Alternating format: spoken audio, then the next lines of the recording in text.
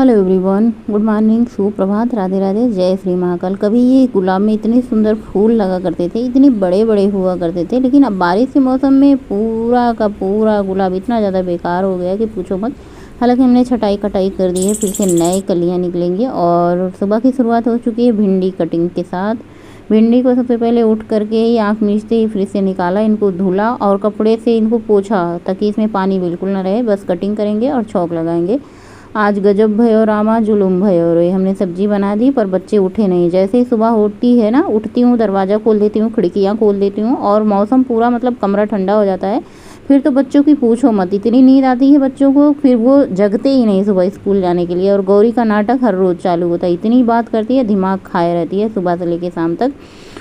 तो मैंने सब्जी बना दी थी भिंडी की, सिंपल सब्जी, आप लोगों के साथ कई बार शेयर की है। जैसे कि हम सबसे पहले हल्दी डाल के भिंडी छौंक देते हैं, उसके बाद सब्जी पक जाती है, आधे से ज़्यादा उसमें नमक ऐड कर देते हैं, प्याज लहसुन हरी मिर्ची ऐड कर देते हैं, बस सब्जी हमारी सिंपल बन के तैयार। चाहे तो आप इसमें लाल मिर्ची, हरी मिर्ची, नीली मिर्ची, गुलाबी मिर्ची, लाल मिर्ची, धनिया पाउडर, अमचूर पाउडर, सब कुछ ऐड कर सकती हूँ, आपकी पसंद के ऊपर है, जैसे आपके घर में खाया जाता हो वो, या फिर जैसे आप बनाती हूँ। और उसके बाद मैंने केला 2 कट किया था और उसमें बादाम 4-5 छील के रखे थे कि बच्चों के लिए बनाना, शेक बनाएंगे। जब मैं जगाने गई कि चलो भाई अब सब्जी बन गई है, आप लोगों का नाश्ता भी तैयार कर देती हूँ, तब बच्चे बोले कि अब स्कूल नहीं जाना। जब गौरी नहीं जाना, गोलू को जगाया, गोलू का भी मन नहीं उठने का हुआ। हमने कहा चलो ठीक है, अब ये सब काम छोड़ते हैं, अब अपने लिए और पतिदेव जी के लिए शुरुआत करते हैं। तो अपने लिए गर्म पानी गरमाया जीरा वाला, पतिदेव जी के लिए 1 कप चाय रख दी। ये तो डेली का रूटीन है। अब आप लोगों के साथ डेली वीडियो शेयर करनी होती तो मैं क्या ही शेयर करूँ, जो डेली के काम रहते हैं वही अपना चुपचाप शेयर कर देती हूँ।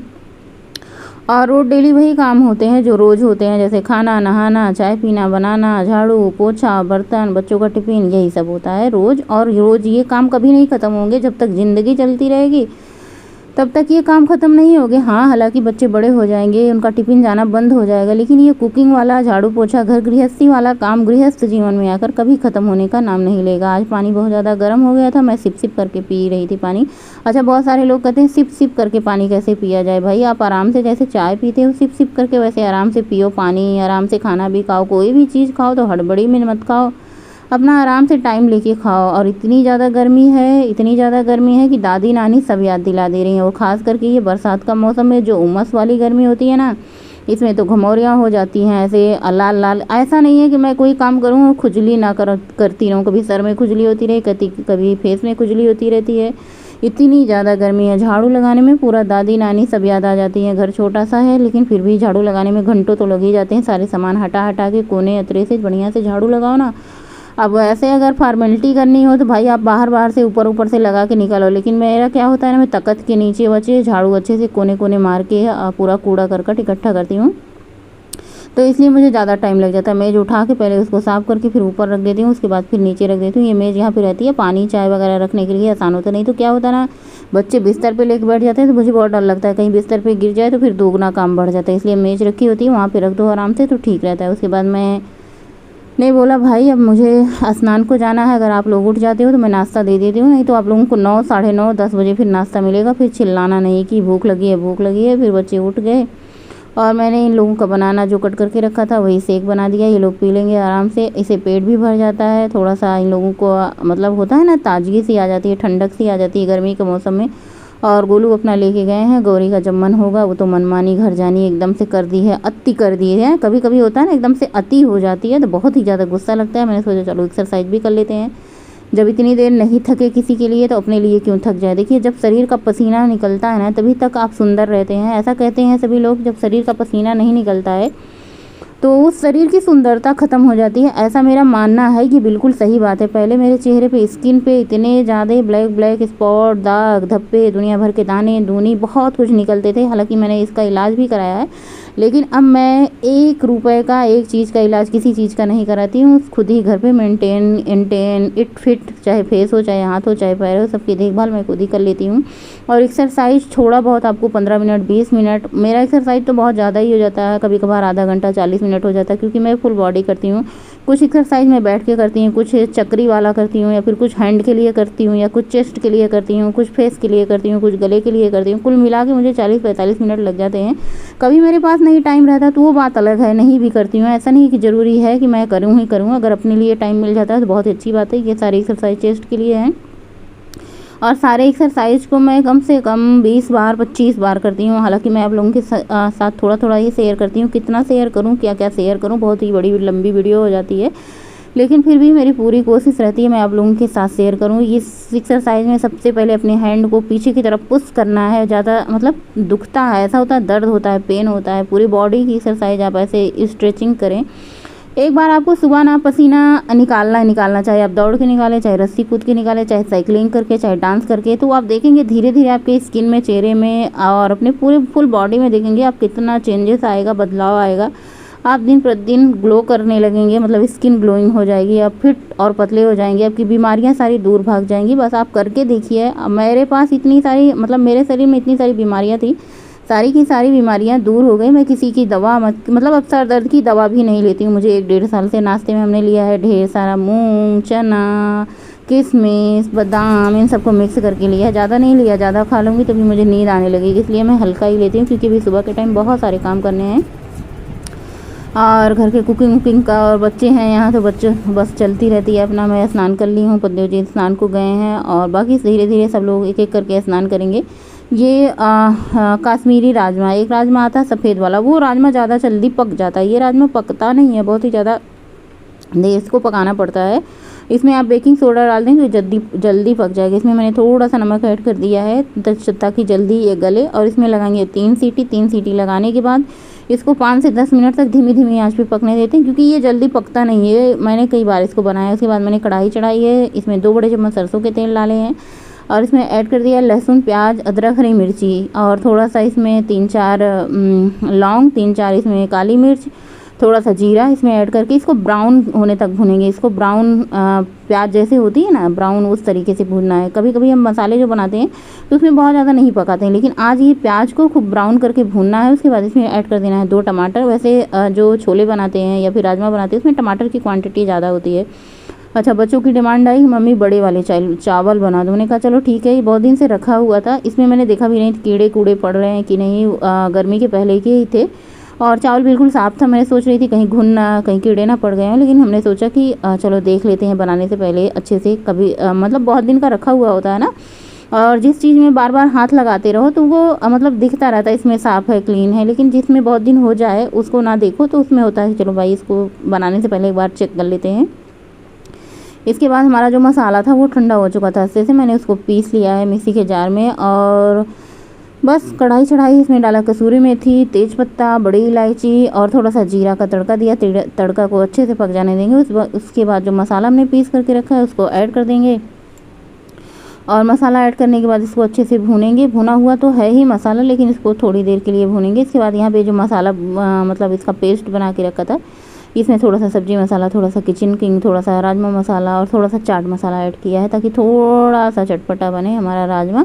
मसाले को अच्छे से भून लिया है और जो हमने राजमा उबाल के रखा था पानी से ही डालेंगे, इसका पानी फेंकेंगे नहीं, क्योंकि राजमा को हमने 3-4 बार पहले से ही धुल लिया था, तो इसका पानी फेंकना नहीं है बिल्कुल। आप राजमा वाला पानी सहित ऐड कर दें। पानी आप क्लीन और साफ़ सुथरा ही डालें, क्योंकि इस पानी को आपको सब्ज़ी में ऐड करना है। तो बस पानी आपको जितना चाहिए कम ज़्यादा ऐड कर दें।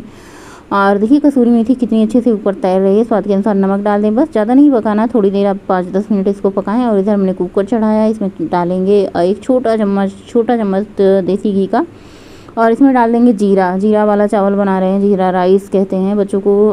मतलब कि आज उन्हें खाना था कड़ी राजमा के साथ।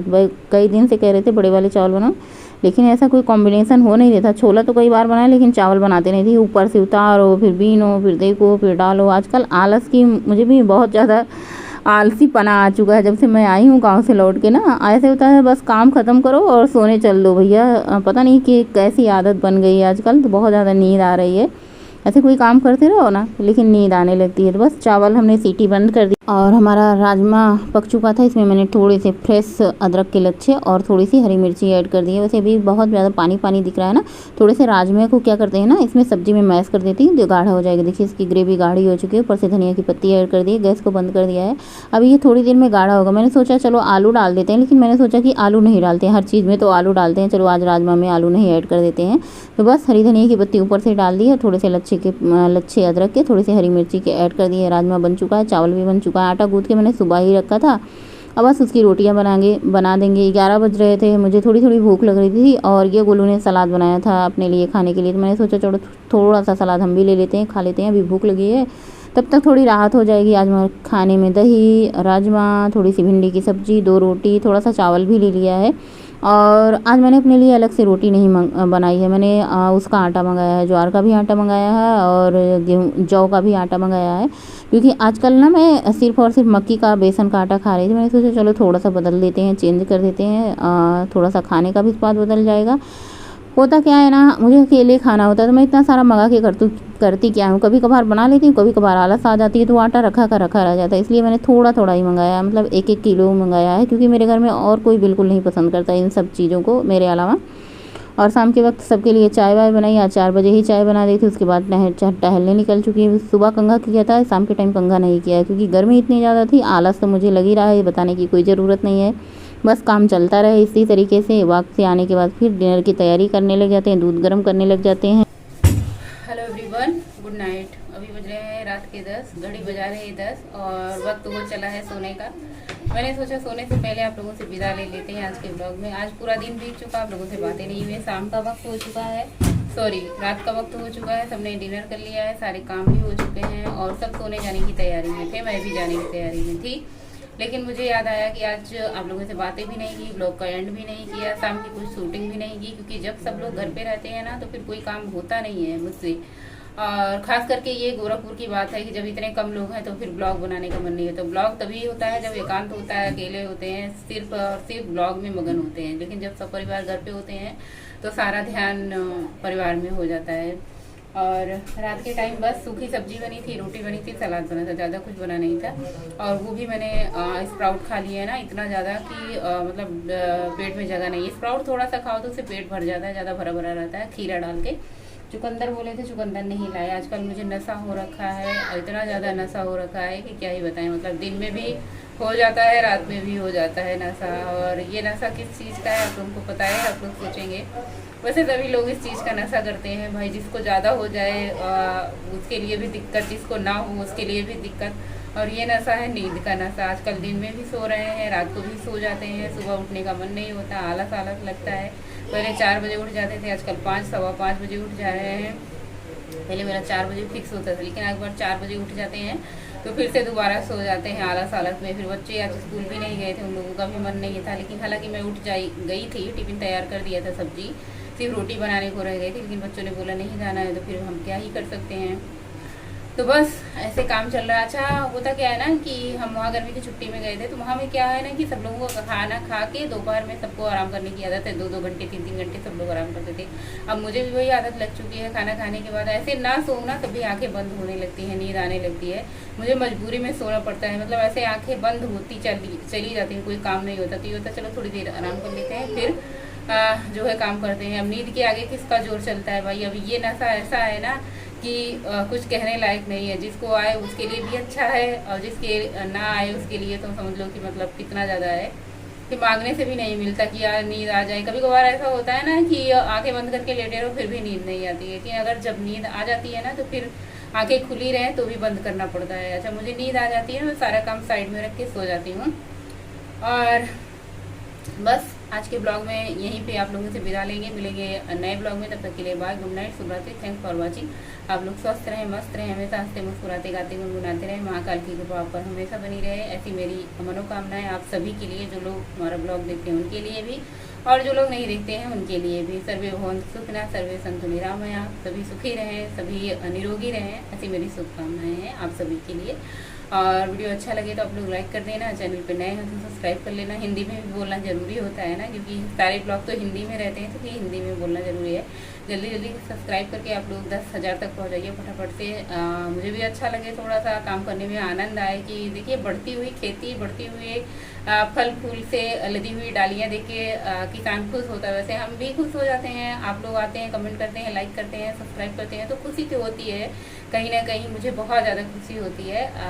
और इस खुशी के लिए आप सभी का धन्यवाद करें। ये बहुत छोटे शब्द हैं, बस मन ही मन में खुश हो जाते हैं। चलिए आज को ब्लॉग ही पेंड करते हैं, मिलेंगे नए ब्लॉग में। Bye, good night.